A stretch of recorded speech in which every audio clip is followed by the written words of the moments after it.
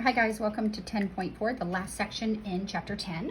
We're going to talk about areas and lengths and polar coordinates. We're going to just go over the mechanics. For the details, you are to read the PowerPoint lectures in Blackboard. All right, so just a friendly reminder from our days of geometry. If we're looking for the area of a sector of a circle, we need the information. We need the angle that draws out the sector, and we need the radius of the circle, and the area would be 1/2 r squared times theta, where this has to be in radians, or else you get the incorrect answer. Right?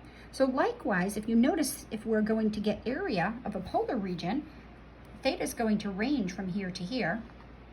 Right? So it looks like a sector, although our radius changes depending where we are on the curve. And the radius is a function of theta. So the radius would be this length for this particular value of theta. And as we moved along, the length r is going to change based on our angle. So r is a function of theta.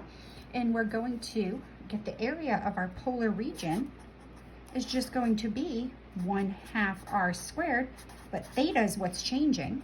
But r depends on your angle. R is a function of your angle. So we're going to have 1/2 f of theta squared d theta. And theta is going to go from, we're going to look at what theta ranges from A to B. Here we go. That's our template. And it's simply derived by we're looking at the area of individual sectors and as our radius changes. So that being said, let's look at the area of the inner loop of 2 plus 4 cosine theta. So I graphed it here. Hopefully you can see it. I'll darken it up right here. So here is this guy right here. Now the tricky part is, well, we're looking for the area of this inner loop right here. So we have to know where this starts and stops. So we have to determine the values of theta that's going to give us this inner loop right here. Well, notice that it goes through the pole. So how do we determine this? This is the hard part. It goes through the pole. And the pole is when r equals 0. R equals 0 is just the origin in our polar coordinates. So we're going to solve 2 plus 4 cosine theta equals 0. In other words, when does the cosine of theta equal -1/2? And that's when we're going to be at that point right there. Well, theta equals, my brain works better in degrees, so for right now, I'm going to say 120 degrees because it's in the second quadrant, and again in the third quadrant, 240 degrees, right? So we're going to change that to 2 pi over 3 and 4 pi over 3. So that's when we're at the pole, and then we would plot a few points before, between, and after to make sure that we are on this inner loop right here, because we don't want to get the area of this outer loop.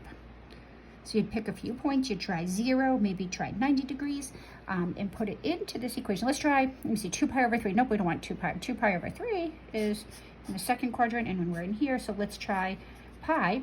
And if we put pi into the equation, 2 plus 4 times pi, all right, we're going to get the cosine of pi, which is -1. So we would be at 2 plus -4. R would be -2. So if we went pi degrees, and then when -2 would be at that point right there. So then I know that I'm looking for the region between 2 pi over 3 and 4 pi over 3. So the area can be found by integrating from 2 pi over 3 to 4 pi over 3. And we're going to just take 1/2 r squared. So r is 2 plus 4 cosine theta squared d theta. I'm going to multiply this through. I'll pull the 1/2 out. 2 pi over 3, 4 pi over 3, and we're going to have 4 plus 16 cosine theta plus, that would be 8 cosine squared theta, right? And if you remember back to our chapter 7 days, how do we integrate? We can integrate 4 directly, cosine theta directly, but 8 cosine squared, we can't integrate directly. We have to replace it. We tend to use our half angle formula, so it's going to be 1/2 the cosine of 2 theta plus 1. Right? So I'm going to just integrate here. I'm going to have 1/2. Right? And we're going to get, this is going to be 1/2 4 theta. Whoops, I lost something. 1 second. 1/2 4. Oh yes, no, that's right. So this is going to be 1/2. Oh, I know what I did. Actually, I'm going to let's write it out. No, I'm not going to. We're going to do 1/2 and it's going to be 4 theta. I'm good. I just did it a different way previously. And then 16 cosine theta is going to be 16 sine theta. Okay. And then that's going to be 1/2. That's just going to be theta. And if we integrate the cosine of 2 theta, it will be 1/2 the sine of 2 theta, right? And we're going to evaluate that from 2 pi over 3 to 4 pi over 3. Right? And again, to save time, I'm going to let you do the work in between and see if you can come out with 4 pi minus 6 square root of 3. Right? All right, let's try another one. So do the work in between. It's good practice. All right, let's determine the area that lays outside of 3 plus 2 sine theta. Oh, inside of r equals 3 plus 2 sine theta and outside of r equals 2. All right, so here is, so I printed this off. Unfortunately, I don't have a color printer, so this is 3 plus 2 sine theta. Right? And r equals 2 would be this guy right here. R equals 2, the circle r equals 2. Right? So we want inside the red, but outside of the blue. So we're looking for this area right here. So now here's the tricky part, is we have to find these points where it intersects right here. What angles? So points of intersection.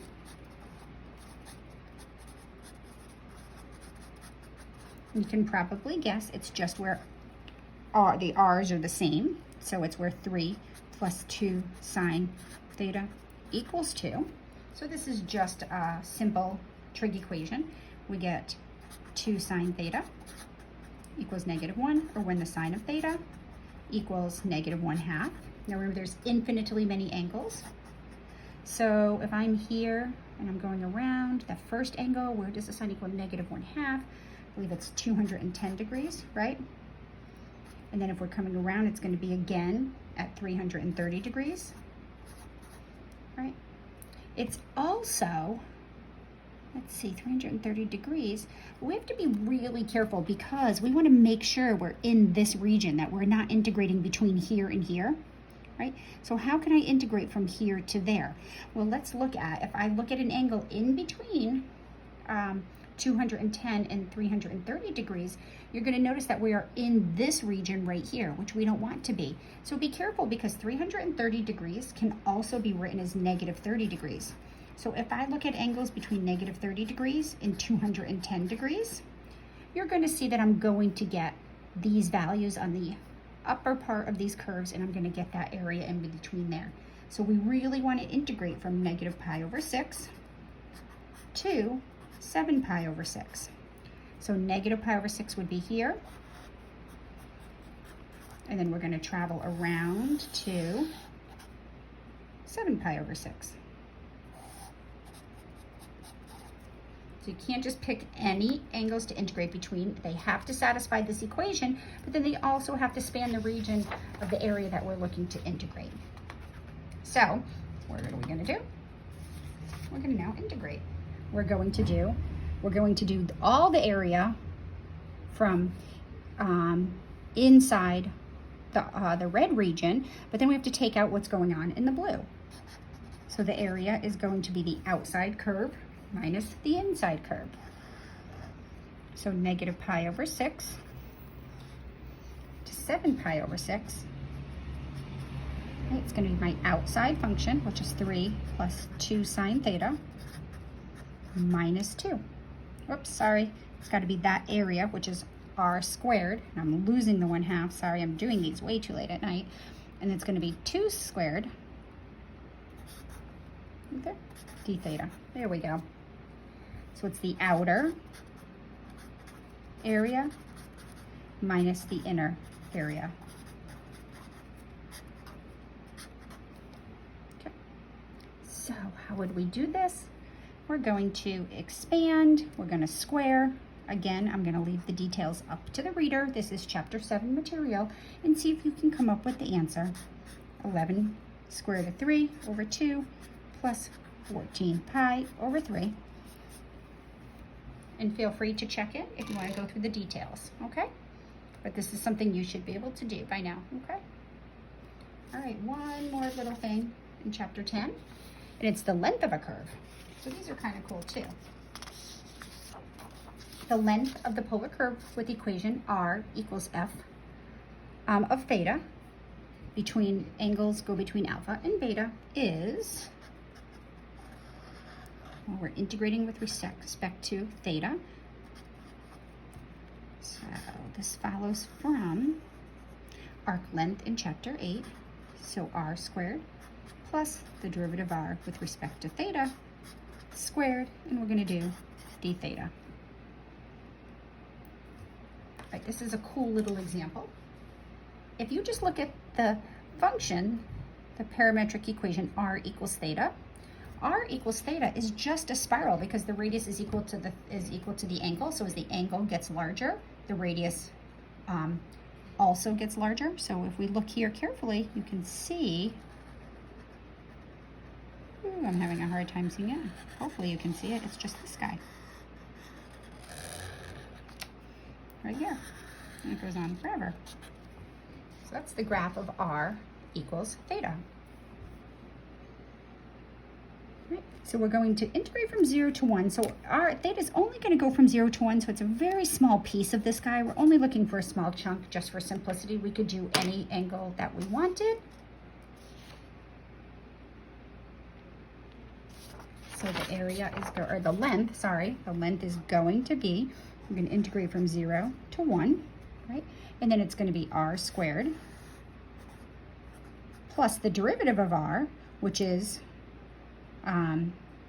just 1. The derivative of theta is just 1, so 1 squared. But we're integrating with respect to theta, so we got to get rid of this r, so we're going to go from 0 to 1.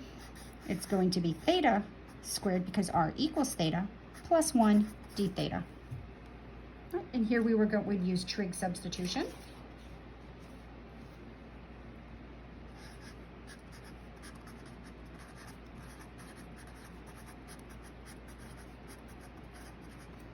And you should get,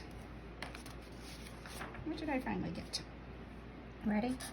Square root of 2 over 2 plus the natural log of 1 plus the square root of 2 over 2. Right. So right now I'm just more concerned with the setup, but these are great practice problems for your integration. All right, so have fun with those, and I will catch you in chapter 12.